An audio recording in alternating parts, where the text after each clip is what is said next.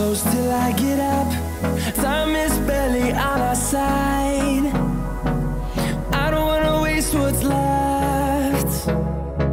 The storms we chase are leading us.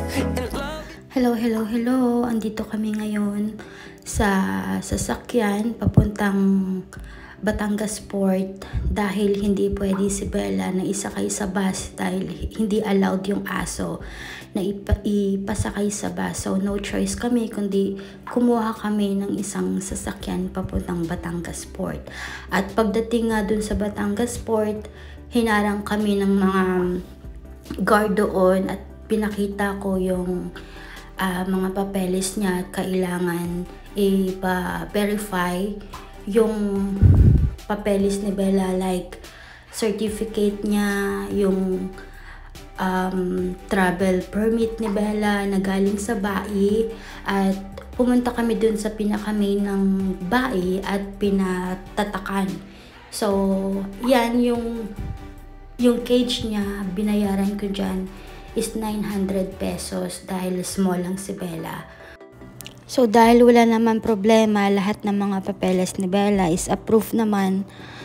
So andito kami ngayon nag-aantay ng barko namin. Dahil 9 PM pa ang pag-akyat ng barko, kaya andito muna kami tambay.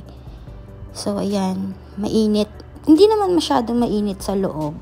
At dahil hindi kasi sanay si Bella sa mainit, kaya yan, buti na lang may dala kaming maliit na electric fan at pinatuto ko sa kanya. Guys, advice ko lang, dapat kompleto na lahat para pagdating sa port wala nang problema.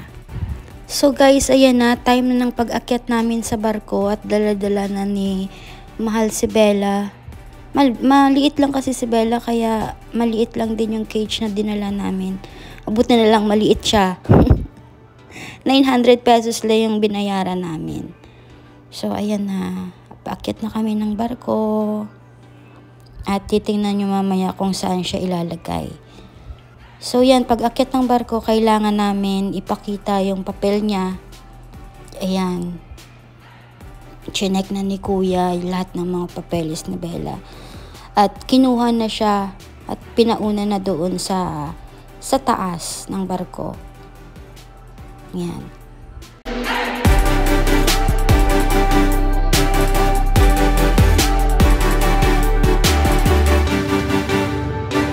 Tapos yan, hinanap uli yung papeles ni Bella. Chinek uli. At yan, nag-go through na kami paakyat.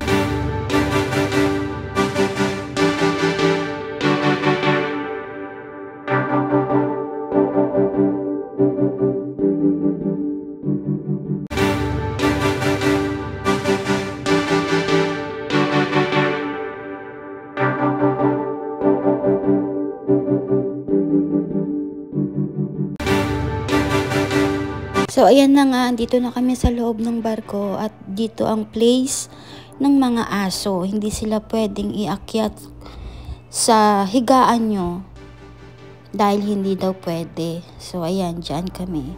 May kasama din siya isang aso. Malaki yung cage na yan. Siguro binayaran nila nasa 1,000 plus. Si Bella kasi maliit lang, kaya 900 lang yung binayaran ko sa cage. At nilagyan ko nga siya ng talokbong dahil hindi siya nakakatulog dahil maingay yung aso na katabi namin. Kaya nilagyan ko siya ng tela para makatulog siya. Ayan, pag-akyat nyo ng barko, dyan lang kami banda.